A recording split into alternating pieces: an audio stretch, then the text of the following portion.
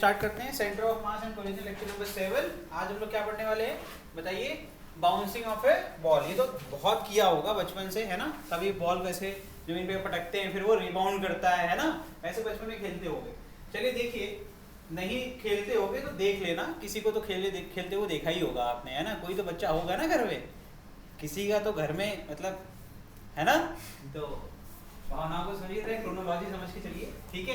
Velocity immediately after the nth rebound. पहली heading क्या है कि आपको अगर मैंने किसी कह दिया फोर्थ, फिफ्थ, सिक्स्थ, ये क्या nth का मतलब क्या है?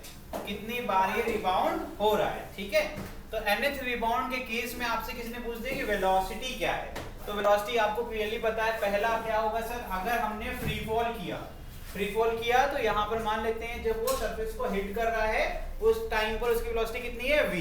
It is very clear that after collision energy will be lost, kinetic energy क्या हो जाएगी? डिक्रीज हो जाएगी, है ना?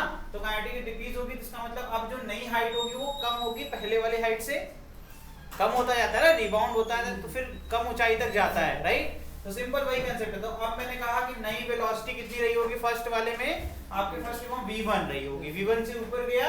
अगर याद है ना आपको, सिंपल वर्टिकली अपवर्ड मोशन पढ़ाया था, जिस वेलोसिटी से नीचे सरफेस से ऊपर जाता है उसी वेलोसिटी पे वो हिट करता है, ये बेसिक होता है ना? तो इसका मतलब है v1 से अगर ऊपर जाएगा तो v1 से ही वो नीचे भी आएगा, मतलब v1 वो वेलोसिटी जिस पे वो हिट करेगा।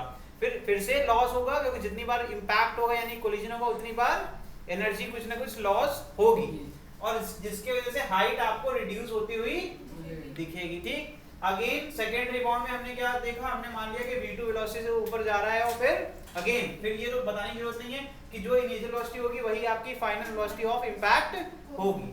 सिंपल, v2 से v8 करेगा, अगेन रिड्यूस होगा, इस तरीके से करते करते अप टू इंफिनिटी। मतलब एक ऐसा टाइम आएगा जब आपकी बॉल क्या होगी? रिबाउंड नहीं करेगी और सरफेस पे रेस्ट पे आ जाएगी। क्लियर है कि नहीं? फटाफट फिगर बनाओ, ये लिखो, अब शुरू करो। Let a ball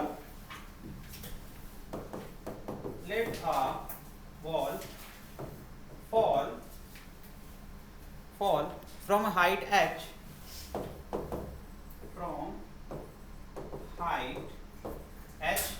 ठीक है?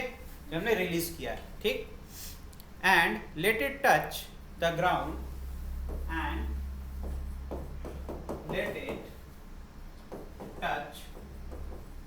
यानी कि इम्पैक्ट की बात हो रही है, ठीक है? द ग्राउंड विथ वेलोसिटी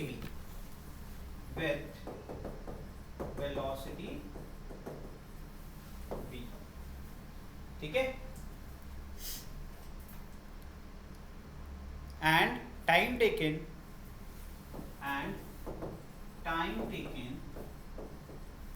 कितना है? t। सो कितना टाइम लगता है ग्राउंड तक पहुंचने में, ठीक है? लिख लो। चलो शॉर्ट करने में फिर आपको अंडरस्टैंडिंग भी क्लियर करनी पड़ेगी, इसलिए लिखवा दे टू रीच द ग्राउंड। कौन सा टाइम टेकन? ये ग्राउंड तक पहुंचने में जो समय लगा बॉल को, ठीक है? अब क्या करेंगे आप? किसी भी एक केस को अगर आप सॉल्व करना चाहते हैं तो न्यूटन्स लॉ लग सकता है ना? न्यूटन का नियम पढ़ाया था ना? क्या बताया न्यूटन साहब ने कि अब क्या होगा? v2 minus v1 is equal to what? बताओ, e times of u1 minus u2। यही तो इक्वेशन था न्यूटन्स का, ठीक है? तो भाई न्यूटन्स फॉर्मूला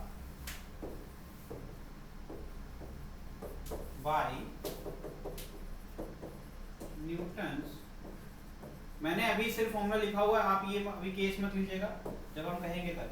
क्या हम लोग ऐसे लिख सकते हैं? ठीक है?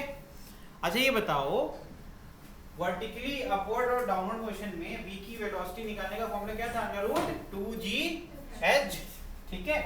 तो इसका मतलब क्लियर है कि v की वैल्यू कितनी है? जो फर्स्ट टाइम वो इंपैक्ट कर रहा है कितने से कर रहा होगा? √2gh। सिमिलरली हम v1 भी निकाल सकते हैं, v2 भी निकाल सकते हैं, इस तरीके से सारी चीजें हम सॉल्व कर सकते हैं, नहीं कर सकते? ठीक है? थोड़ा इधर ध्यान दीजिएगा, ठीक है?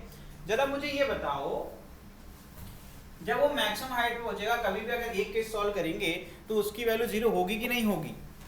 सरफेस एट रेस्ट से स्टार्ट कर रहा है कि नहीं कर रहा है स्टार्टिंग में, है ना?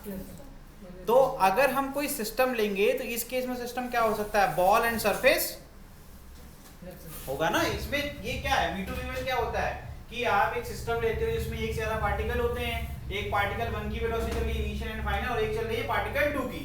इस केस में सिस्टम क्या बन सकता है, बॉल अकेले सिस्टम नहीं होगा। तो अगर हमें यहाँ पर लगाना है कंजर्वेशन लॉ, तो उसके लिए हमें क्या करना पड़ेगा, हमें सरफेस को भी सिस्टम के अंदर मानना पड़ेगा। तो एक हो गया पार्टिकल आपका बॉल, एक क्या हो गया सरफेस जिसपे वो इंपैक्ट कर रहा है। देखो 2 पार्टिकल में इंपैक्ट होता है, किसी एक अकेले में नहीं हो सकता। तो इसका मतलब है कि न्यूटन का नियम लग रहा है, तो इसका मतलब हमें पहले ही क्लियर कर लेना है कि सिस्टम हमारा क्या है। तो हमारे सिस्टम में सरफेस भी एक इसमें पार्टिकल है, यानी कि सरफेस की भी वेलोसिटी की बात होगी। तो सरफेस की वेलोसिटी तो हमेशा 0 बनी रहेगी, है ना। तो लिखिए इसमें, लिखिए here v2 vector is equal to what, 0। ठीक है। सिमिलरली u2 भी क्या होगा, 0। सरफेस पहले भी रेस्ट पे था और बाद में भी सिर्फ किसके स्टेट में चेंज आ रहा है, बॉल के, यानी कि u1 और u2 रेस्ट पे, मतलब वो उसकी वैल्यू कांस्टेंट नहीं रहेगी। ठीक है, वेरी गुड। यहाँ लिख लीजिए ब्रैकेट में, ताकि आप कभी भूल जाएं तो इसको देख के याद आ जाए। सरफेस एट और सिस्टम में क्या माना गया है, अब वो भी आप लिख लीजिए कहीं शॉर्ट में ब्रैकेट बना के, ताकि आपको याद रहे। ये अपनी भाषा में आप लिख सकते हैं, ठीक है।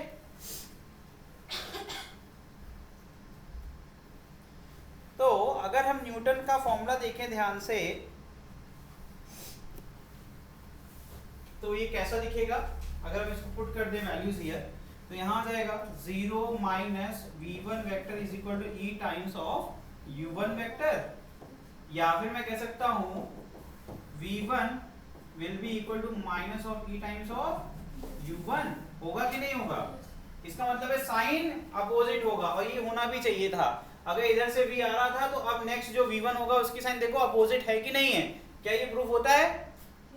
ठीक है, अब सुनना ध्यान से, ठीक। अब ये जो v1 की वैल्यू होगी e times of what, u1 क्या होगा, इस जब यहां देखेंगे इस केस में u1 क्या होगा, v होगा कि नहीं होगा, अरे इंटरचेंज होगी कि नहीं वेलोसिटी, पहले कितनी थी v, बाद में कितनी है v1, तो v1 is equal to minus e v, होगा कि नहीं होगा। चलो वेरी गुड, बहुत इंटेलिजेंट बच्चों को पढ़ाता हूँ मैं, ठीक है, अच्छी बात है। समझ में आ रहा है ना सबको, क्योंकि अगर समझ में आ रहा है तो न्यूमेरिकल करने में आपको कोई दिक्कत नहीं होगी। तो इसका मतलब है मैं लिख सकता हूँ, एक बेसिक फॉर्मूला बनता जाएगा मेरे लिए, v1 is equal to ev, equation number 1, है ना। और इसके बाद ब्रैकेट में क्या लिखूंगा मैं, इक्वेशन दिया है इसके पहले कोई, क्या नहीं दिया है, दे लो यार, इक्वेशंस देने चाहिए। एक 1 इसको दे दो और 2 इसको दे दो, उसको 3 बोल दो, इसके नीचे वाला ये वैसे दोबारा लिखने वाला हूँ, यही तो लिखने वाला हूँ पीछे। तो क्या हो जाएगा, अभी वेक्टर फॉर्म में लिखा है, अभी मैंने स्केलर फॉर्म में लिखा है, तो मैं क्या करूंगा, ब्रैकेट दे दूंगा इसको, इसी को 3 बोल दूंगा, लिखूंगा अपोजिट डायरेक्शन। ठीक है, इसकी डायरेक्शन क्या होगी, अपोजिट। ठीक है, मैग्नीट्यूड लिख रहे हैं इसलिए मैंने वहां पर साइन का मेंशनिंग नहीं करा हुआ है। ठीक, तो v बराबर ही क्या हो जाएगा, u1। इसमें कोई इक्वेशन नहीं बनाऊंगा, ये अंडरस्टूड है, बस लिख दे रहा हूं ताकि भूलना नहीं आपको। ठीक है, अब मैं v2 के बारे में सोचूंगा, तो v2 के केस में भी सेम होगा। v2 की डायरेक्शन देखो ध्यान से, फिगर देखो, v2 की डायरेक्शन अपोजिट है v1 के, क्लियर है। फिर से अप्लाई करेंगे सेम कंसेप्ट, तो यहाँ लिख देंगे v2 is equal to e of e times of v1, फिर जितने भी लिखने हैं आपको, हो गया ना, एक सिंपल कंसेप्ट बन गया कि नहीं बन गया। nth के लिए क्या हो जाएगा, अगर ये vn होगा तो ये हो जाएगा e times of vn minus 1, clear है कि नहीं है। ये जो भी इक्वेशन मान लो, ये मान लिया सेक्स इक्वेशन, ठीक है, समझ में आ गया। तो nth टाइम जो रिबाउंड हो रहा है, तो किस वेलोसिटी से रिबाउंड होगा उसका फॉर्मूला तुम्हारे सामने बन के तैयार। ठीक है, अब देखो ध्यान से, अभी तो मैंने इस प्रकार से लिखा, अब मैं वैल्यू पुटिंग करने वाला हूँ। अब मैं आपके लिए वैल्यू पुट करूंगा, ठीक है, और देखना अभी क्या बन जाएगा। प्रॉब्लम ये आती है, सवाल पूछ सकते थे इसमें, आप पूछना भी चाहिए, होगा क्या इसमें देखो, अभी सिखाते हैं आपको। देखो, अब देखो अगर ध्यान से अगर देखेंगे तो प्रॉब्लम ये आएगी, सर अगर हमें v10 निकालना है तो हमें v9 पता होना चाहिए, है ना। अब ये v9 फिर पूरा करना, इतना करना होता तो काहे लिए पढ़ रहे हैं हम लोग, है ना। तो ऐसा कुछ करें कि ये वाला काम कम हो जाए। तो कैसे करेंगे देखो, एक रिलेशन दिखाते हैं तुम्हें। अगर हम v1 की वैल्यू पुट करते हैं किसमें, v2 में, तो v2 इज इक्वल टू क्या आ जाएगा, e इंटू ev, यानी कि क्या आ गया, e स्क्वायर। अब देखो आग बंद करके लिख रहा हूं, तुम लोग करते रहना, प्रूफ हो जाएगा तुम्हारा।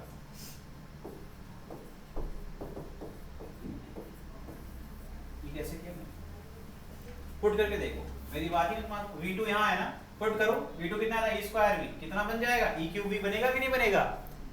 यानी कि जो भी आपको चाहिए n की जो भी वैल्यू होगी वही आपकी e की पावर होगी कि नहीं होगी। एक पैटर्न चल रहा है कि नहीं चल रहा है, इसी से जनरलाइज करके एक फॉर्मूला बन गया, vn निकालना है तो e की पावर n, और v क्या है, इनिशियल वेलोसिटी, जिस वेलोसिटी से वो सरफेस को पहली बार हिट कर रहा है। अब बताओ, अब काम है, यही आपका मेन फॉर्मूला है। अब इस फॉर्मूला से आप कभी भी क्वेश्चन को सॉल्व कर सकते हैं। e निकालना तो आपको बहुत पहले आ गया था, e तो आप निकाल ही लेंगे, है ना। तो इस तरीके से आपको, और अगर e निकालने की नौबत वैसे आती नहीं है जल्दी, आपको क्वेश्चंस में दिया रहता है कोएफिशिएंट ऑफ डिस्ट्रीब्यूशन दिया, और नहीं दिया है तो हमें निकालना वैसे भी आता है ना। किसी भी तरीके से आप इसको सॉल्व कर सकते हैं। तो ये था आपका कि आप nth रिबाउंड, देखो एक क्वेश्चन जो डिफिकल्ट हो सकता है उसको ईजी कैसे बनाया जाता है अगर आप कंसेप्चुअल रहेंगे तो। सबसे इंपॉर्टेंट बात जो आप हमेशा भूलते हैं, 90% टाइम भूल जाते हैं, वो जो सिस्टम वाली बात बताई थी मैंने, कि कैसे ये फॉर्मूला स्टार्ट हुआ। आंख बंद करके न्यूटन का ये लॉ नहीं लगा सकते आप कि आप रट गए, इसको रट के चले गए, कोई भी क्वेश्चन आया आपने उसमें कर दिया। ध्यान रखना, सबसे पहले चूज करना होता है सिस्टम में कितने लोग हैं। जब तक आपका सिस्टम क्लियर नहीं होगा, क्योंकि जितने भी लोग सिस्टम में होंगे उतने ही लोगों का यहाँ पर आप ये बना सकते हो, नहीं तो नहीं कर सकते। ठीक है, चलो आगे बढ़ जाएं, आगे बढ़ जाएं। चलो ये करो, height attend by the ball after nth rebound. अब तुमसे सेम अलग तरीके से पूछ रहे हैं, कह रहे हैं कि h1 h2 ऐसे, तुम नॉर्मली कोई बच्चा कहेगा सर हम h1 h2 सब निकालते रहेंगे, आखिरी जो भी होगा निकाल लेंगे। हम कह डायरेक्टली हमें क्या पूछ दिया कि nth रिबाउंड में कितनी हाइट उसने अचीव करी थी। तो फिर से एक रिलेशन बनाने जा रहे हैं जिससे आप किसी भी, आपसे कोई बोल दिया फोर्थ रिबाउंड बताओ, तो बेसिकली देखा जाए तो हमें सिर्फ इनिशियल कंडीशंस पता रहेगी तो हम कोई भी nth हो कोई भी mth हो हम निकाल सकते हैं।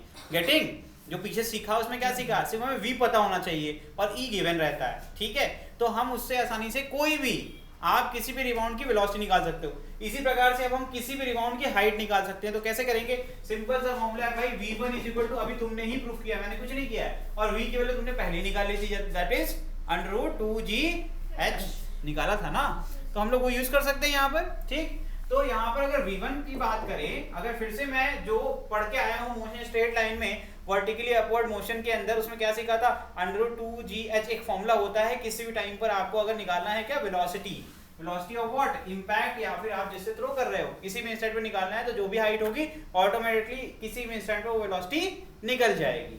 By just putting the value of h, तो v1 के केस में क्या जाएगा, अगर इसकी हाइट कितनी है h1, तो इसका फॉर्मूला बन जाएगा 2g। तो व्हाट इज दिस, ये वेरिएबल, इसमें क्या है, हाइट ही तो वेरिएबल है। मैं ऐसे लिख सकता हूं आंख बंद करके, ये डायरेक्टली प्रोपोर्शनल टू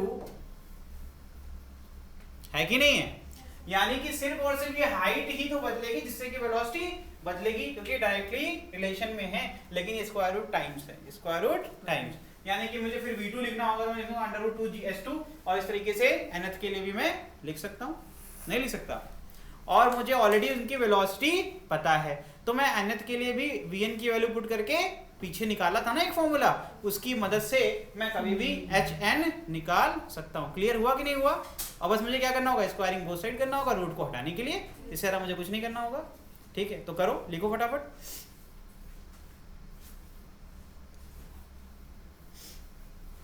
तो एक चीज मुझे बताओ, एक स्टार करके, क्या मुझे h पता रहेगा जनरली क्वेश्चंस में, यस, h क्या है, इनिशियल हाइट। ठीक है, विल बी नोन, देखो कैसे डिसाइड किया जाता है कि क्वेश्चंस कहां से पुट अप करेंगे, और हमें क्या पता होगा, v पता होगा, जनरली विल बी नोन, नहीं तो इन दोनों में से कोई एक तो पता ही होगा, कोई एक तो इसमें से पता होगा। अगर v नहीं पता है तो मेरे पास फॉर्मूला है √2gh, मैं यहां से v का पता कर लूंगा। मुझे h नहीं पता है, v पता है, तो मैं क्या करूंगा, उसके लिए सिंपल सा फॉर्मूला ये हो जाएगा v²/2g = h, मैं h निकाल लूंगा। क्या मुझे ये निकालने में कोई दिक्कत आएगी, क्वेश्चन को इतना तो देना ही पड़ेगा, नहीं तो वो कर ही नहीं पाएंगे, है ना। मोर देन वन वेरिएबल अगर अननोन रहेंगे तो क्वेश्चन सॉल्व नहीं हो सकता है। फिर मुझे क्या पता होता है क्वेश्चन में, मुझे ई पता होता है, जनरली ई आपको पता ही होता है, ठीक है, विल बी नोन। चलो तो मैंने तुम्हें 3 कड़ी दे दी जिसकी मदद से हम फॉर्मूला बनाते हैं। चलो देखो कैसे बनाएंगे। तो अगर हम बात करते हैं वी एन के लिए, तो आप क्या लिखेंगे, अंडर 2g(h(n) लिख देंगे, यही तो लिखेंगे ना। अच्छा ये बताओ h1 को और मैं क्या लिख सकता हूँ, अगर मुझे h1 चाहिए, मुझे क्या चाहिए, मुझे h1 चाहिए, तो मैं कौन सा फॉर्मूला बना सकता हूँ, जल्दी से मुझे बताओ। अगर मैं ये लिख रहा हूँ, देखो मुझे प्रूफ आपको करना है, मैं नहीं करूंगा, e² h लिख रहा हूँ, मुझे ये प्रूफ करके दिखाओ ये सही है या गलत है। मैंने कहा h1 = e²h, मैं भी प्रूफ कर दूंगा एक लाइन में, लेकिन आप खुद कर सकते हो, आपके सामने सारे फॉर्मूले हैं यार, निकाल सकते हो।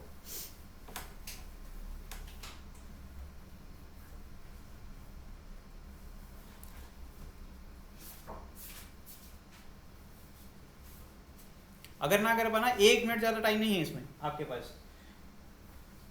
उधर वो भी लिखा है, इधर भी लिखा हुआ है, थोड़ा दिमाग लगाओ, ये भी लिखा हुआ है। अगर इसको, इस टॉपिक का इक्वेशन 1 इसको मान लो, इक्वेशन 2 इसको मान लो, और इक्वेशन नंबर 3 नहीं लिखूंगा कि ऑलरेडी नोन है।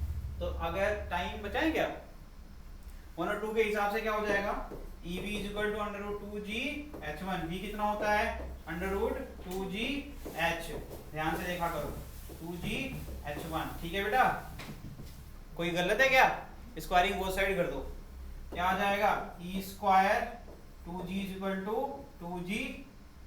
2g(h) है, e² 2gh = 2g(h1), 2g cut जाएगा, h1 = e² h आ गया। प्रूफ हुआ कि नहीं हुआ, प्रूफ हुआ भाई साहब, सामने ही आंसर रखा था, देख नहीं रहे हो। इसका मतलब मैं vn कैसे लिख दूंगा, मैं vn लिख दूंगा ऐसे, मैंने कहा यार ये टाइम वेस्ट हो रहा है मेरा, तो मैंने कहा इसको हटाओ, डायरेक्टली vn में लिख सकता हूँ, vn को लिखना है, hn में लिख सकता हूँ,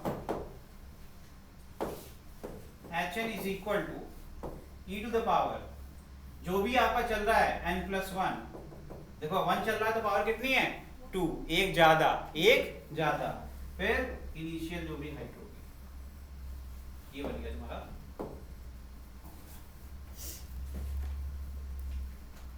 ठीक है,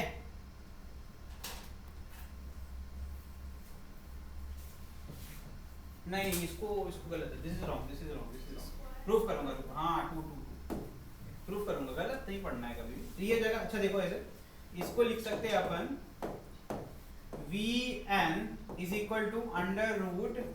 √2g(hn), क्या मैं नीचे वाला मिटा दूं, नहीं यार रुको, मैं एक स्लाइड लेता हूँ, उस पर पढ़ाता हूँ, ठीक है। ये नीचे मैंने ऊपर वाला प्रूफ किया बच्चे, ठीक है। अब देखो ध्यान से, मैं यहाँ पर Vn = √2gHn लिखूंगा पहले, फिर Vn को क्या लिखूंगा, e⁻n, क्या लिखूंगा इसको, v गलत लिखा, पीछे पढ़ा के तो आया हूँ ये फॉर्मूला, है ना, = √2gHn, फिर मैं लिखूंगा बेटा e⁻n √2gh √2gHn, ठीक है बेटे। अब स्क्वायरिंग बोथ साइड, यानी कि e⁻n का whole square into 2gh = 2gHn, 2g cut जाएगा। इसको देखो कौन सा बना, 9th क्लास में पढ़ा था, x⁻m की होल पावर, अगर n है तो x⁻m इंटू, यानी कि 2 × n, यही गलत हो गया,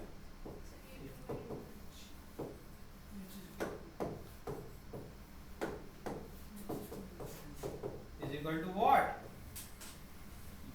वहां पर एक सिली मिस्टेक हो गई, क्योंकि मैंने जैसे किया स्क्वायरिंग करने के बाद मैंने उसको 1 और 2 देख लिया, लेकिन जैसे मैंने ध्यान दिया वो चीज मुझे दिख गई, आपको भी दिख जाएगी, ठीक है। तो प्रूफ कर सकते हैं, कुछ भी ऐसा नहीं है जो प्रूफ नहीं कर सकते, ठीक है। अब क्लियर है, तो इस तरीके से आप हाइट भी निकाल सकते हो nth रिबाउंड की। अब आपसे अगला सवाल क्या पूछूंगा मैं, अगर पूछूंगा तो आपसे पूछूंगा टाइम तो बता दो भाई, है ना, टाइम बताओ मुझे।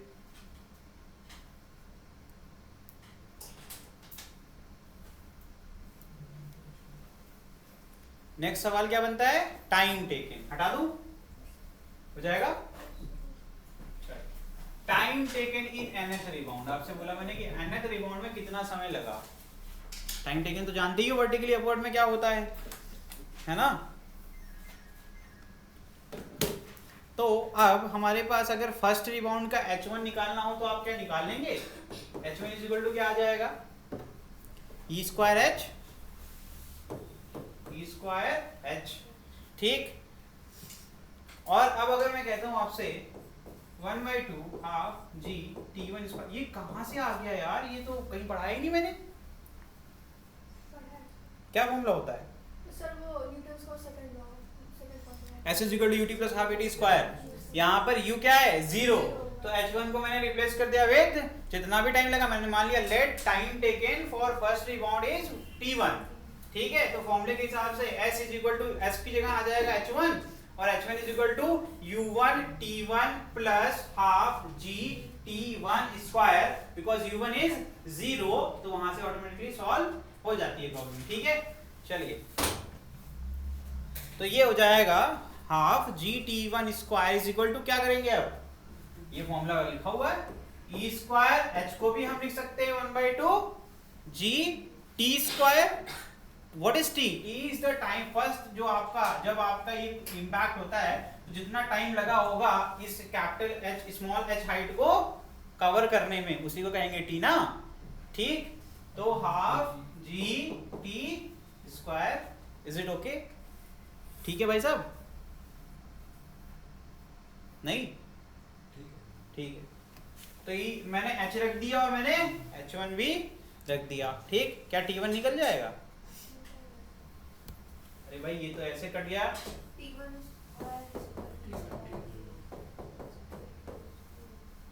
ठीक है।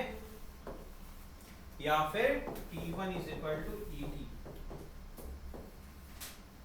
ठीक है। T1 कितना आ गया, ET, और T कितना होगा, √2h/g। कहां से पढ़ा था, वर्टिकली अपवर्ड मोशन में, जब फ्री फॉल का केस होगा तो उस केस में T1 इज इक्वल टू हो जाएगा E टाइम √2h/g,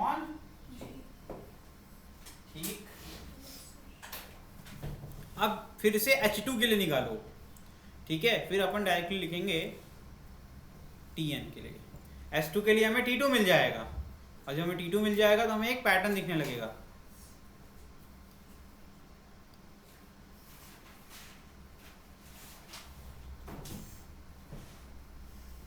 फिर से सेम बेटा सेम करना है। तो again H2 is equal to क्या आ जाएगा,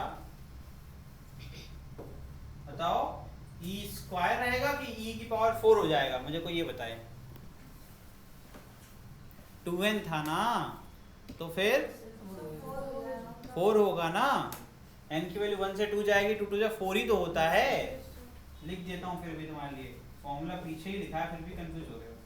ये हो जाएगा H।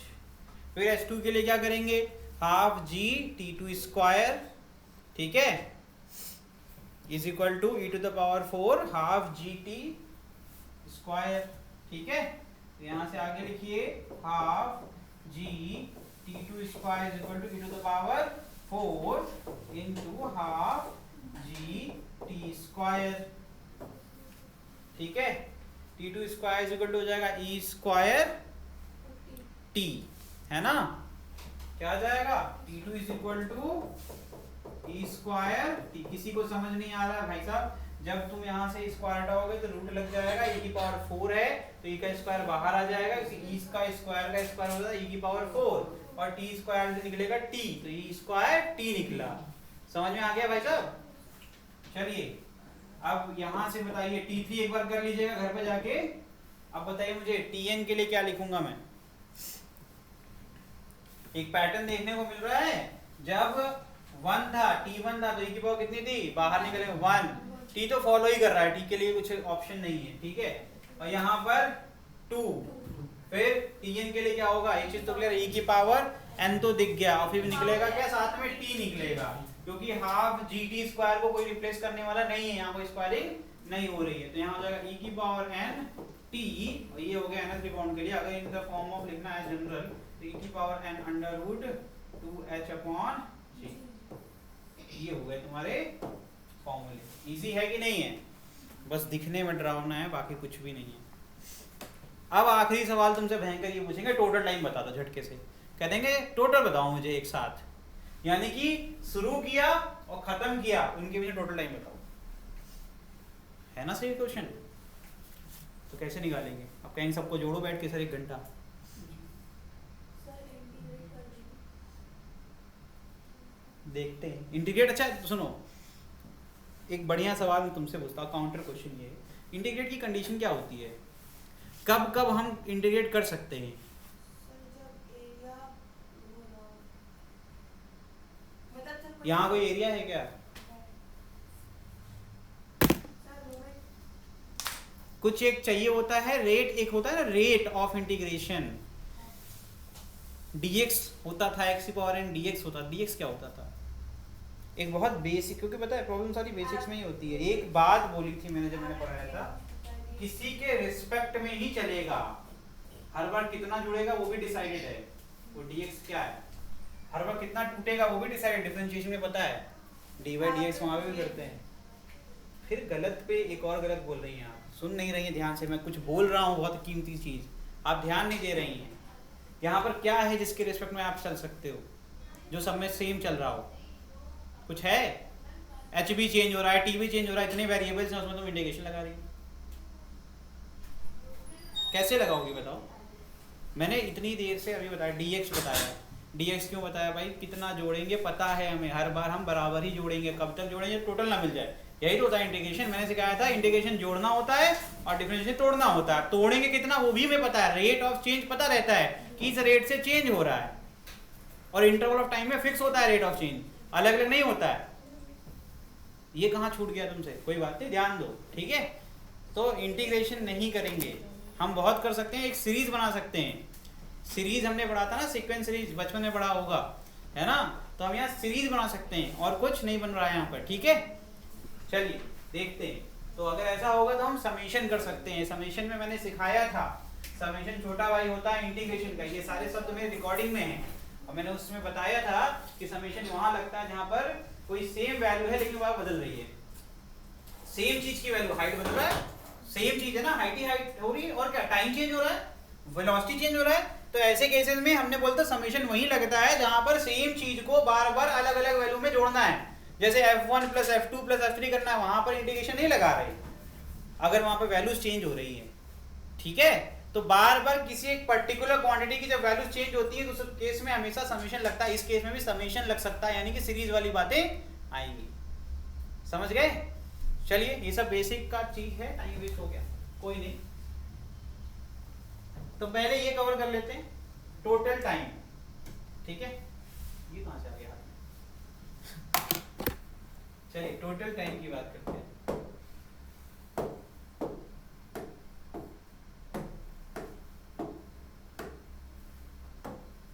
चलिए भाई देखिए, टोटल टाइम कैसे निकालेंगे? पहला टी हो जाएगा। अब यहाँ पर देखिए वही बात हो गई, आपको टी असेंड पता होना चाहिए, टी डिसेंट पता होना चाहिए। जब भी वर्टिकली अपवर्ड मोशन होता है तो सेम टाइम लगता है ऊपर जाने में और नीचे आने में, यही तो होता है ना। अगर आप कोई एक्सटर्नल फोर्स नहीं लगा रहे हो, उस केस में मैंने बोला था एयर रेजिस्टेंस हम लोग 0 मान के चलते हैं, तभी टी असेंट और टी डिसेंट सेम होता है, और दोनों की वैल्यू आपको अच्छे से पता है। यानी कि अगर टोटल टाइम जोड़ेंगे तो पहली बार तो सिर्फ टी टाइम लगा नीचे आने में, लेकिन ऊपर गया t1 टाइम, फिर नीचे भी आया t1, तो 2t1, फिर 2t2, फिर 2t3, और इस तरीके से।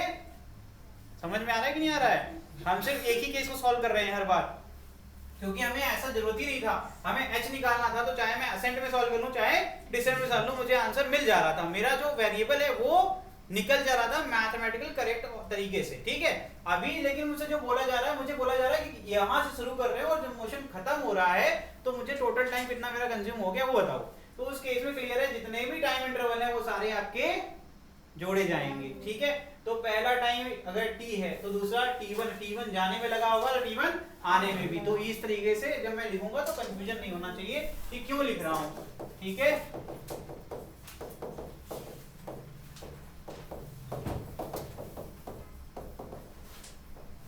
ठीक है। अगर मुझे इनफाइनाइट रिबाउंड करना है तो मैं डॉट डॉट करके छोड़ दूंगा। जो मैं पढ़ाने वाला हूँ वो इनफाइनाइट के लिए। अब इनफाइनाइट करने से फायदा क्या होता है कि आपके पास कोई लिमिट नहीं है, आप चाहे जितना क्वेश्चन कितना भी बैंक करो आप सॉल्व कर लो, ठीक है ना। कुछ पैटर्न देखने को मिलेगा क्या? मिलेगा, बिल्कुल मिलेगा। टी प्लस, क्योंकि सबको आप चाहें तो टी के टर्म में लिख सकते हैं। फॉर्मूला लिखवाया था ना मैंने, कहाँ गया वो फॉर्मूला भाई? वो देखो, आपको पहला टाइम पता है, आप T1 T2 T3 को सबको जितने भी होंगे सबको टी के टर्म में लिख सकते हैं। इससे कुछ कॉमन हो जाएगा और हम कॉमन को बाहर ले सकते हैं। तो यहाँ से मुझे एक चीज समझ में आई, 2 टाइम्स ऑफ, यहाँ पे आ जाएगा ई स्क्वायर टी, फिर 2 times of E cube T, और इस तरीके से मैं इन्फिनिटी तक जाऊंगा। क्या मैंने सही लिखा? सिंपल है ना? जो टर्म का नंबर होगा वो इसकी पावर होगी। T1 में 1 होगा ना, एक आगे लिख देता हूँ, गलत नहीं है, गलत कुछ होता ही नहीं है। T प्लस 2E 1 से शुरू होगा ना, n की वैल्यू कितनी होगी? 1। T1 था ना, तो मैंने कैसे कहा था, जो प्रीफिक्स होगा वही आपका पावर होगा। n जैसे ऐसे लिखा था, Tn is equal to e की पावर n t, n की वैल्यू 1 तो ये भी 1। ठीक है, मैं 2 से लिख दिया वहां पर। गेटिंग? चलो अब सही है। तो यानी कि मैं कुछ चीजें कॉमन ले सकता हूँ। क्या कॉमन ले सकता हूँ? पहले तो t निकाल लो भाई, चाहे t को छोड़ के उसके बाद से लूंगा तो 2t साथ में निकाल सकता हूँ। अगर पहला t छोड़ दें, जो भी आंसर आएगा उसमें t ऐड कर देंगे। तो मुझे एक अच्छी सीरीज दिख रही है, e plus e square plus e cube plus, इस तरीके से दिख रहा है कि नहीं दिख रहा है? लिखिए लिखिए लिखिए। तो इसका एक फॉर्मूला होता है समेशन का, तो यहाँ मैं लिखूंगा ऐसे, t प्लस 2t, यहाँ जाएगा e प्लस e की पावर e की ई स्क्वायर e का क्यूब, और इस तरीके से इनफिनिट सीरीज होगी। ठीक है, ये हो जाएगा e अपॉन 1 माइनस e। ठीक है, इनफिनिट सीरीज का फॉर्मूला होता है। अब इसको चाहे तो आप आराम से एक्सपैंड कर सकते हैं, एलसीएम लेके क्या आ जाएगा, 1 minus e into t plus 2t e upon क्या आ जाएगा, 1 माइनस ई। ओपन कर लो ब्रैकेट, तो t minus e t plus 2t e upon 1 minus e हो जाएगा प्लस टी ई। यही तो बचेगा ना? अरे t सिंपल है यार, t minus plus T E, अरे माइनस प्लस, प्लस बड़ा है तो प्लस ही तो बचेगा ना भाई, अपॉन 1 माइनस ई, तो बचा क्या, t बाहर ले लो, 1 प्लस ई upon 1 minus low. Total time के लिए आपके पास एक फॉर्मूला है। E क्या होता है सबको पता है, दैट इज कोएफिशिएंट ऑफ रीइंस्टीट्यूशन। अगर हमें नहीं, हमें t के फॉर्म में नहीं चाहिए सर, हमें और अच्छा सा बताओ कुछ, मैं कहूँगा यार इसकी वैल्यू होती है 2h अपॉन g, ये हो जाएगा 1 प्लस ई अपॉन,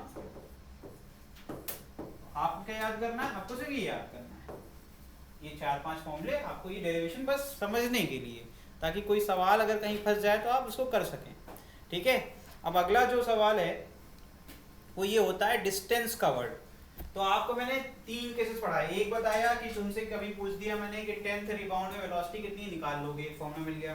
फिर मैंने क्या सिखाया कि 10th या 11th कोई भी nth रिबाउंड में कितनी हाइट वो अचीव करेगा, वो भी सिखा दिया। फिर मैंने ये बता दिया कि टाइम किसी भी रिबाउंड का निकाल सकते हो, और फिर मैंने बोला कि टोटल टाइम भी निकाल सकते हो। सब कुछ क्लियर हो गया। अब ये मैं पूछ सकता हूँ कि ये बताओ कि मैंने अपने पास से बॉल को ऐसे रिलीज किया था, कितनी दूर मुझसे ये चला गया, डिस्टेंस है ना। अब तुमसे गलती क्या होगी, डिस्टेंस तुम कहोगे ऐसे, जहां मैं खड़ा हूं मेरे फुट से आप लास्ट पॉइंट को सीधे स्ट्रेट जोड़ दो, कहोगे यही डिस्टेंस है, यही गड़बड़ हो जाएगा। मोशन में डिस्टेंस और डिस्प्लेसमेंट के लिए स्पेशली मेंशन्ड है कि path length, total path length को डिस्टेंस कहते हैं। ठीक है, तो पाथ लेंथ समझ में आ रहा है, और डिस्प्लेसमेंट अगर किसी ने कह दिया तो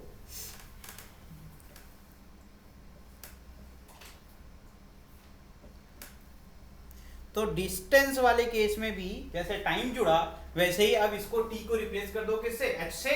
तो पहली बार वो h हाइट से आया तो h डिस्टेंस कवर किया, रिबाउंड करके फिर h1 गया, फिर h1 गया, फिर h1 आया भी। तो मतलब सेम इसी प्रकार से यहाँ h plus 2h1 plus 2h2 plus 2h3, इस प्रकार से इनफिनाइट जितने भी रिबाउंड हो रहे हैं। गेटिंग कि नहीं? डिस्टेंस मैंने क्या बताया, जितने भी पाथ वो कवर करेगा, जहां जहां से होके गुजरेगा उन सबको जोड़ना पड़ेगा, उसकी लेंथ को ही डिस्टेंस कवर कहते हैं। ठीक, डिस्प्लेसमेंट क्या होगा, जहां से स्टार्ट किया और जहां खत्म किया स्ट्रेट लाइन जोड़ दो तो डिस्प्लेसमेंट मिल जाएगा। तुमसे वो मैं पूछ नहीं रहा हूं। तो यहाँ क्लियर है कि नेक्स्ट है आपका total distance covered by the ball before it's stop. तो यहाँ जाएगा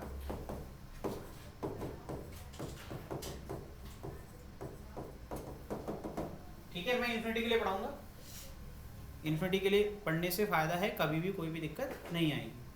ठीक है, फिर सेम तरीके से फॉर्मूला पुट करोगे, है ना, क्या आएगा h प्लस इसका फॉर्मूला क्या था, पीछे देख के ही बता दो यार, क्या होगा e स्क्वायर एच e की पावर 4h, इस तरीके से होगा कि नहीं होगा, है ना, तो जाएगा 2e स्क्वायर एच, क्योंकि ये होता है e की पावर 2n इंटू h, जिसको याद नहीं उसके लिए n की वैल्यू आप जिस तरीके से 1 2 3 तरीके से चलाएंगे, ठीक, तो ये जाएगा 2e की power 4h plus so on. ठीक है, इस बार जो सीरीज बनेगी उसमें देखना ध्यान से, आपका जो भी पावर है वो 2 का मल्टीपल होगा, 2 का मल्टीपल होगा, ध्यान से करना इस बार। ठीक है, तो यहाँ पर आपके पास ऑलरेडी एक h है, प्लस मैंने 2h को कॉमन ले लिया, बचेगा क्या e स्क्वायर प्लस e की पावर 4 एंड इस तरीके से e की पावर 6 एंड सो ऑन।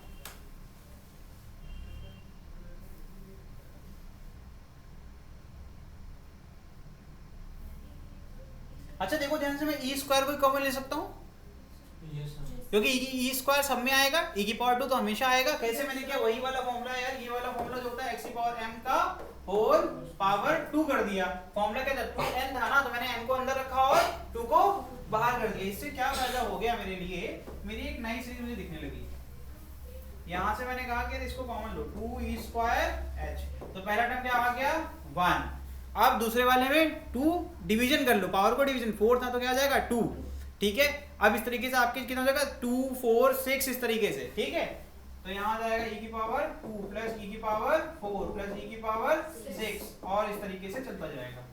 ठीक है, और यहाँ से एक फॉर्मूला बन जाएगा, इसका होता है समेशन 1/1 माइनस e स्क्वायर, इसको ऐसे लिख सकते हैं h प्लस, ये सब ये सीरीज के फॉर्मूले लिख लेना, मैं इसी में लिखवा दे रहा हूँ, लेकिन आप इसे शॉर्ट करके रिवीजन के लिए लिख देना 1/1 माइनस e स्क्वायर। ठीक है, फिर से एलसीएम लेके सॉल्व कर सकते हैं, तो ये जाएगा s is equal to, LCM लोगों को दिखा जाएगा h minus H E square और यहाँ प्लस 2e स्क्वायर h है, नहीं दिख रहा, देख सिंपल बेटा एलसीएम, ये देखो ये ऊपर 1 से मल्टीप्लाई होगा 2e square h upon 1 minus e square, LCM लोगे तो ये यहाँ क्रॉस मल्टीप्लाई होगा कि नहीं होगा, अब मैंने क्रॉस मल्टीप्लाई को डायरेक्टली कर दिया, h इंटू 1 h होता है माइनस एच ई स्क्वायर होता है, तो मैं यहाँ लिख रहा हूँ h minus H E square plus 2e square h, ये 2 टाइम्स e स्क्वायर h है और यहाँ पर एक बार 1 टाइम्स e स्क्वायर h, तो माइनस होगा तो बचेगा प्लस e स्क्वायर h ना, अपॉन में क्या आएगा 1 माइनस e स्क्वायर, तो इसको ऐसे ले लो, h भी कॉमन ले लिया तो जाएगा 1 plus e square upon 1 minus e square, ये तुम्हारा फॉर्मूला बन गया।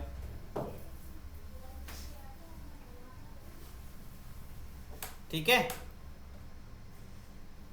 अब बात करते हैं, अच्छा देखो नोटिस कर रहे हो तुम लोग, कोई ये डिपेंड ही नहीं करता कि कितना आपका कौन सा रिबाउंड हो रहा है, टोटल डिस्टेंस आप बस कोफिशिएंट ऑफ रीइंस्टीट्यूशन की वजह से निकाल सकते हैं, नोटिस नहीं कर रहे हो, इंडिपेंडेंट है ये सब, तो ये पहले ही बता देगा कितना ही जा सकता है मैक्सिमम, तो बस आप कोफिशिएंट ऑफ रीइंस्टीट्यूशन मुझे बता दो, समझ में आ रहा है कि नहीं आ रहा है, इस तरीके से। अब निकालते हैं एवरेज स्पीड, आगे बढ़ जाए, नेक्स्ट है आपका एवरेज स्पीड, सिंपल होता है यार, वी एवरेज का फॉर्मूला क्या पढ़ा था हमने 9th क्लास में, total distance upon total time, ठीक है, टोटल डिस्टेंस को एस से नोट किया था, टोटल टाइम को कैपिटल टी से किया था, तो जाएगा टोटल, दोनों का फॉर्मूला आपके पास ऑलरेडी है, just put the values here and मुझे बताइए इस बार आप कि आंसर कितना आएगा, इस बार मैं नहीं बताऊंगा।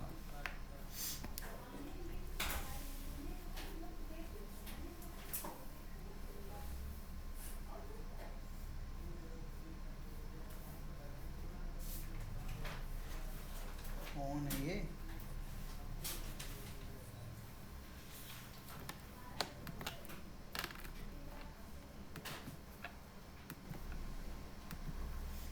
आंसर बताइए, मैं करता हूँ, h ये क्या था 1 plus e square upon 1 minus, और नीचे क्या आ रहा था under root 2h upon g, यहाँ क्या आ रहा था 1 प्लस ई अपॉन, ठीक है, ये क्या है what is this, a square minus b square,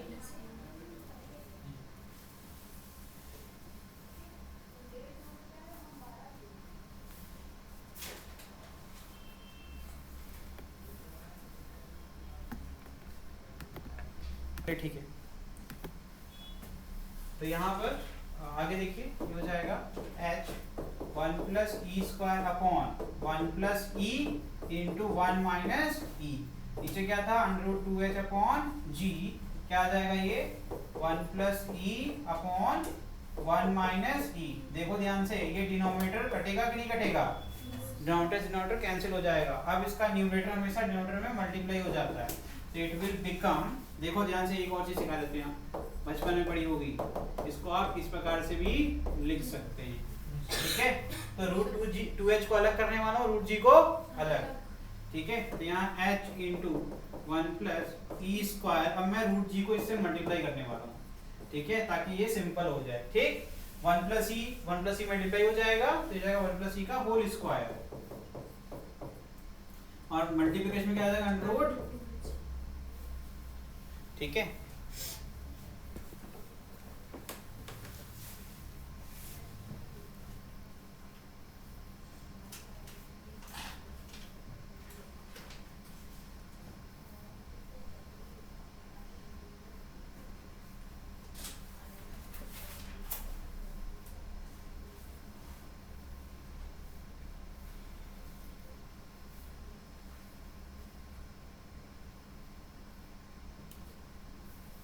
ठीक है,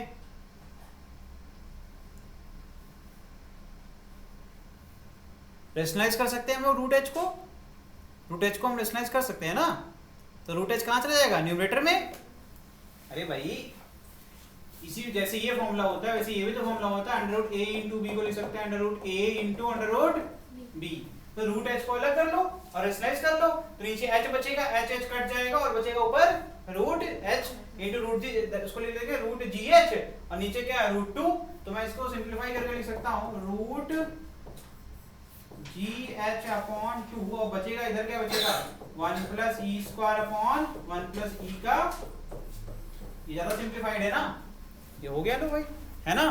मैंने क्या किया, रेशनलाइजेशन कराया अवनीश, चलो ये हो गया। नेक्स्ट अब निकालो एवरेज वेलोसिटी, क्या निकालोगे, एवरेज वेलोसिटी, जल्दी करो, डन।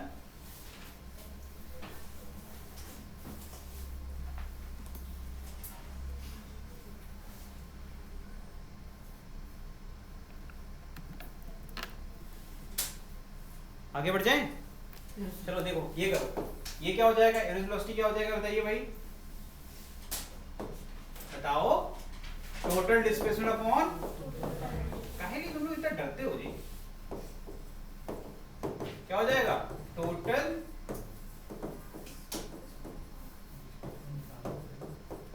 अभी देखो निकल जाएगा, तुम्हें समझना ही नहीं। अब मुझे ये बताओ कि डिस्प्लेसमेंट है कितना, एक आपका पॉइंट है सरफेस और एक पॉइंट क्या है आपका हाइट h, डिस्प्लेसमेंट तो h ही होगा ना, सरफेस पे ही तो आना है, तो इसका डिस्प्लेसमेंट क्या होगा,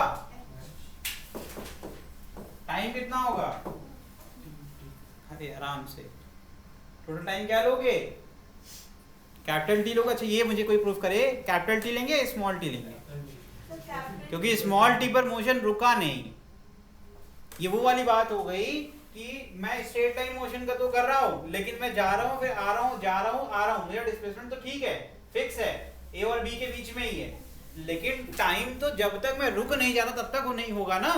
तो यहाँ पर हमेशा कैपिटल, एक सिली मिस्टेक ये भी होती है इसमें, ठीक है। ये हो जाएगा h अपॉन, नीचे क्या आ जाएगा h 1 plus e square upon 1 minus E square, ठीक है। ये इसका answer.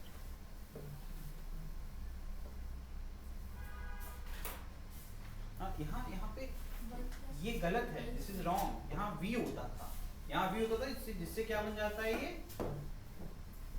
Root 2h upon g, ये होगा ना, और फिर से यहाँ आएगा रूट जी एच अपॉन 2।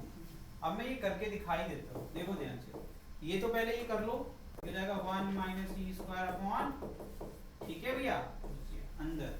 अब मैं इसको सॉल्व कर रहा हूँ, तो ये रूट जी ऊपर आ जाएगा और नीचे root 2 into root H, root H ऊपर मल्टीप्लाई किया, रूट एच नीचे मल्टीप्लाई किया, ये यहाँ से एच बचेगा, ये वाला एच और नीचे वाला एच कट जाएगा, तो बचेगा 1 माइनस ई square upon 1 plus e square into, अब देखो ऊपर ऑलरेडी रूट जी और रूट एच दोनों को साथ में लिखेंगे, रूट जी एच, नीचे क्या था रूट 2, अब इन दोनों को साथ में लिख सकते हैं, तो फाइनल क्या दिखेगा जी एच अपॉन 2 जगह 1 माइनस ई स्क्वायर अपॉन 1 प्लस, इस प्रकार से ये हो गया। ठीक है,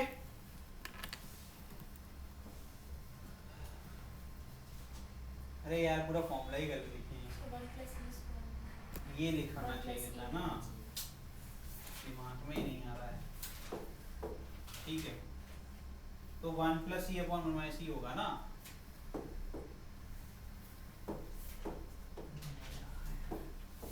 वेस्ट हो गया टाइम भी, और ठीक है, अब ठीक है, अब सही लिखो, ठीक है चलो लिख लो ये।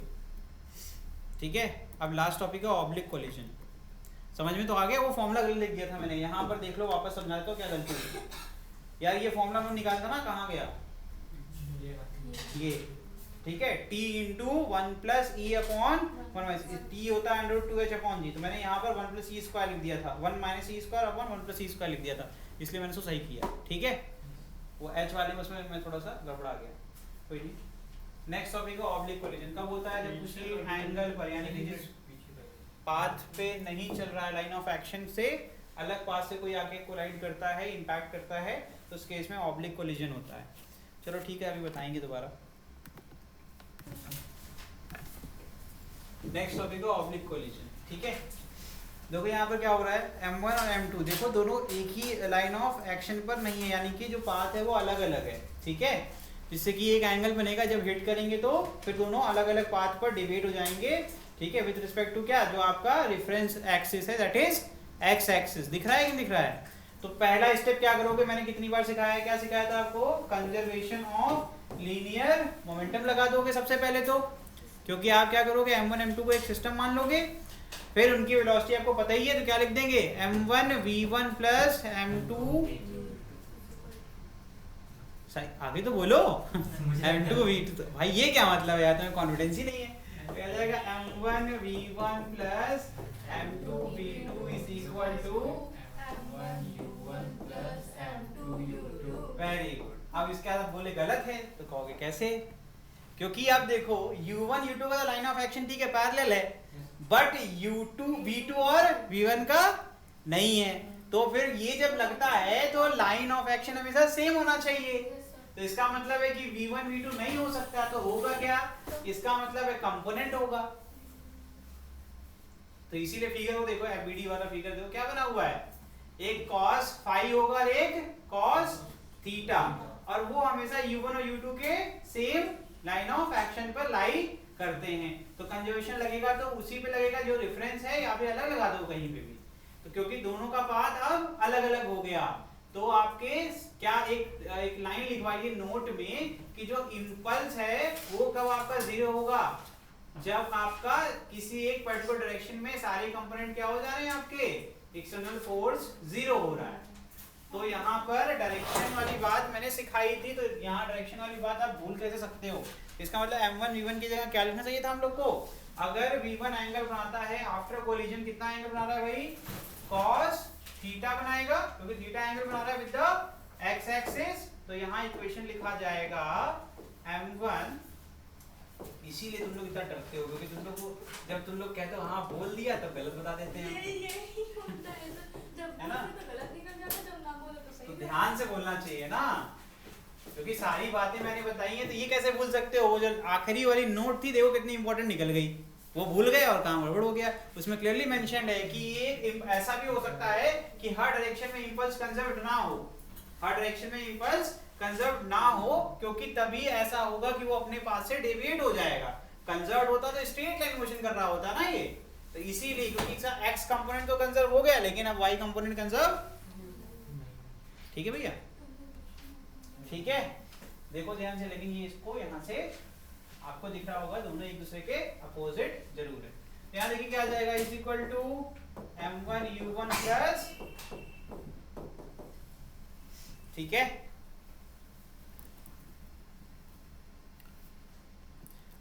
y एक्सिस के अलॉन्ग करेंगे। देखिए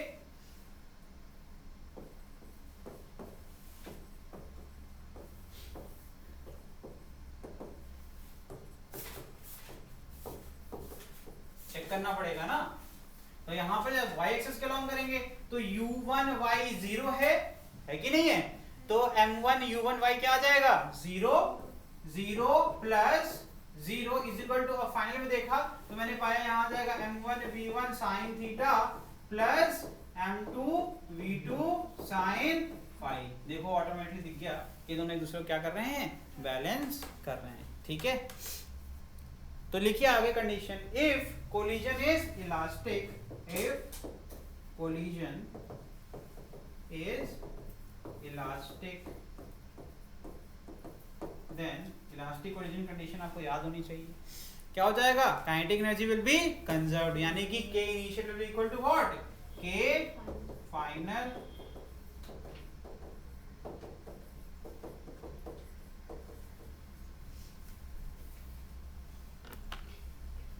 तो नेक्स्ट, क्योंकि दो ही स्टेप था इसमें, इक्वेशन लिख डालो फटाफट। चलिए ठीक है, तो यहाँ पर इक्वेशन कैसा दिखेगा? अब ये इक्वेशन काइनेटिक एनर्जी का, एनर्जी में तो आपकी मेन वेलोसिटी आ जाएगी ना, तो यहाँ पर कॉस और वो साइन मत कर देना, ये जाएगा half m1 u1 square plus half m2 u2 square is equal to half m1 v1 square plus half m2 v2 square. ठीक है बॉस, ये दो इक्वेशन से क्वेश्चन सॉल्व हो जाएंगे इसके ऊपर, अभी करेंगे क्वेश्चंस। ठीक, अब कुछ चीज तुम बता दो मुझे, ये मैं सवाल की तरह पूछूंगा, अगर बता दोगे तो नहीं लिखवाऊंगा, अगर नहीं बता पाओगे तो लिखवा दूंगा। ठीक है, कुछ इंपॉर्टेंट केसेस होते हैं उसके लिए, और बहुत इजी है, अगर आपने कुछ पढ़ा है अभी तक क्लास में तो आप बता लेंगे, जनरली बता ही लेते हैं। ठीक है, सवाल सिंपल है, वो पहला लिखो, इसके अंदर लिखो नहीं, मैं लिख रहा हूँ, अगर तुम बता नहीं पाना तो लिख लेना। ठीक है, if the two bodies, मैंने एक केस बता रहा हूँ, सुनते रहना, if the two bodies of equal mass, case number 1 क्या है? दो बॉडी हैं और इक्वल मास की, उनके बीच में कोलिजन हो रहा है, तो क्या होगा? कोलिजन में जो भी जितना भी पढ़े हो उसमें यही सीखोगे ना, कोलिजन के बाद सर वेलोसिटी में चेंज आता है, इनिशियल होगा कुछ, तो कुछ भी आप केसेस अपने दिमाग में ले लो।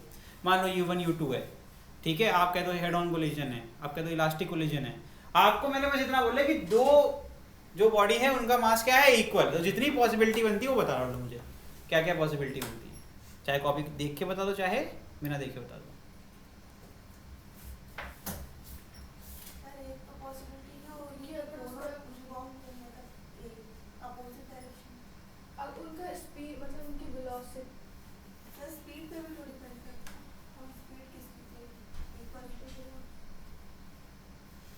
हाँ भाई, कोई और तृप्ति? पता है आप बता रही हैं कुछ, लेकिन आप जो सोच रही हैं वो पूरी बात ही नहीं रखती हैं, इसलिए आप डांट खाती रहती हैं।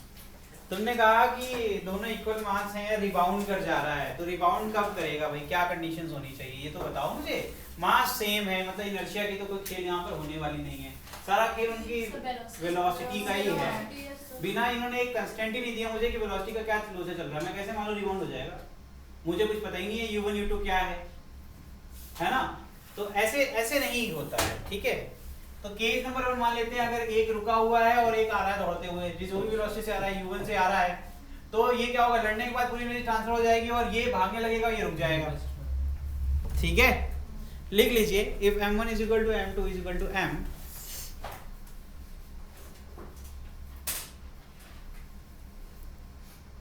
तो जो भी स्टेट होती है ऐसे केस में वो ट्रांसफर हो जाती है, वो क्या होती है? स्टेट ट्रांसफर हो जाती है। तो लिखो ध्यान से, यहाँ लिखोगे v1 मतलब जो फाइनल वेलोसिटी होगी किसकी?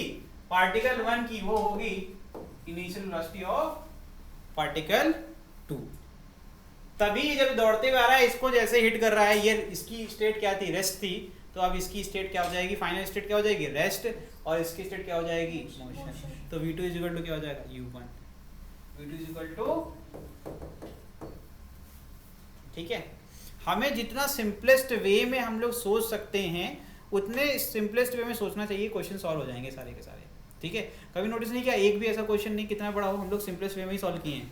कोई ऐसा कुछ मैंने एक्स्ट्रा नॉलेज तुम्हें पीएचडी वाला दिया, आज तक दिया, इतने दिन से पढ़ रहे हो, तो तुम क्यों लगाते हो पीएचडी वाले दिमाग? तुम्हें भी वैसे ही सोचना चाहिए ना। जब इतना सिंपल है तो उसको सिंपल बना के रखो। आप उसको इंटैंगल कर दोगे अपने ही दिमाग में तो चीजें कठिन तो हो ही जाएंगी। तो वही सिंपल सी बात है, ठीक। तो लिखिए, इसमें लिख लीजिए, फिर नहीं आता है तो if two bodies of equal मास, कुछ लोगों को रटने की आदत होती है उनके लिखवा रहे हैं, वैसे जो समझ गया तो उसको तो इतने में ही काफी है। If the two bodies have equal mass undergo elastic collision,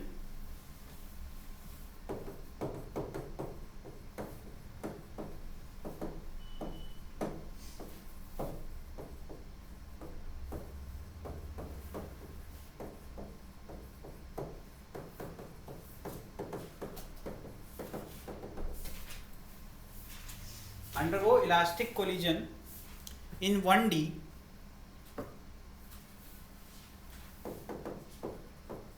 then bodies exchange their velocity। तो क्या होगा, बॉडी अपनी वेलोसिटी को इंटरचेंज कर लेगा। मैं कहता हूँ स्टेट ही इंटरचेंज कर लेता है, मैं तो कहता हूँ स्टेट ही बदल जा रही है।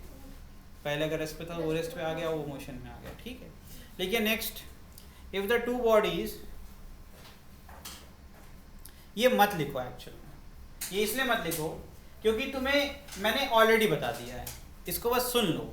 लिखा हुआ है if the two bodies are of equal masses and second body is at rest, तो आपको पता है ना क्या होगा, v2 = u1 हो जाएगा और v1, तो जिसको वो कंसेप्ट समझ में आ गया, स्टेट इंटरचेंज हो जाएगा, उसको इतना सब अलग अलग पॉइंट बना के लिखने की जरूरत नहीं है, ठीक है। Next, if mass of one body is negligible, मैंने क्या बोला, if the mass of one body is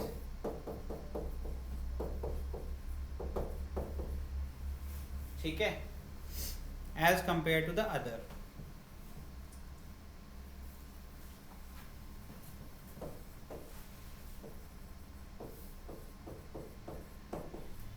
तो ये तो बहुत सिंपल सी बात है यार। देखो, अगर एक पहलवान साहब हैं, ठीक है, वो u1 वेलोसिटी से चल रहे हैं, ठीक, और एक छोटा सा नन्हा सा बच्चा उनके रास्ते में आता है, उनके पैर से लगेगा तो वो लेकिन पहलवान साहब का जो वेलोसिटी वो चेंज आएगा नहीं।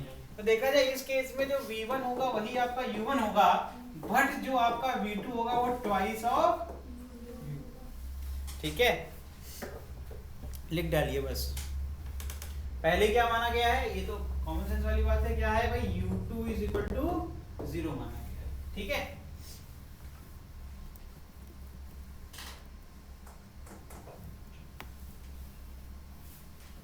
कंडीशन क्या ली थी मैंने, m1 की वैल्यू बहुत ज्यादा है किससे, लेकिन अगर मैंने लिख दिया कि m2 की वैल्यू बहुत ज्यादा है कंपेयर टू m1, तो क्या होगा, जो इतनी देर से वो तृप्ति का पूरा सपना है कि रिबाउंड वाला केस आ जाए, तो ये वही बात हो गई कि आप दीवार से जाके टकरा गए। अगर आप जाओगे धड़के से लड़ोगे फिर वापस आ जाओगे बेचारे मुंह से लाल लेके, है ना। क्या हो रहा है, दीवार का मास m2 क्या है, बहुत ज्यादा है, आप जाके उससे भिड़ोगे तो रिबाउंड ही कर सकते हो और कुछ नहीं, उसमें कुछ चेंज होने वाला नहीं। अगर दोनों का मास सेम होगा तब भी तो नहीं वो तो पढ़ के आए बेटा अभी हम लोग नहीं, कोई नहीं, सॉरी थोड़ा सा पीछे पीछे चलता है, गाड़ी धीमे चल रही है, ऊपर लिखा है बेटे, ऊपर पढ़ ले जरा, ठीक है। सबसे पहले हमने वही पढ़ा था, ठीक है। लिखिए u2 क्या है, पहले भी 0 था, बाद में भी 0 ही रहने वाला है, ठीक है। बट u1 क्या आ जाएगा, u1 था, u1 था पहला, बाद में क्या जाएगा, v1 = माइनस ऑफ, जिस रफ्तार से गए तो उस रफ्तार से, ठीक है। ऐसा मूवीज में होता है ना, कुछ विलन को देख के, जो कॉमेडी विलन में होती, जाते हैं भागते हुए, देखते फिर वापस आते हैं, साउथ की मूवीज देखा था मैंने।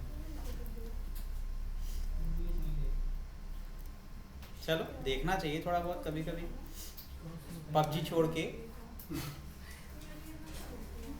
कुछ और भी कर लो जिंदगी में। चलो भाई क्वेश्चन करें, अच्छा टाइम हो गया है, सर भी आ गए, सर कह रहे हैं क्वेश्चन नहीं करने देंगे। चलो फिर अभी के लिए इतना ही, अगली क्लास में क्वेश्चंस करेंगे, फिर नया चैप्टर स्टार्ट करेंगे, ठीक है।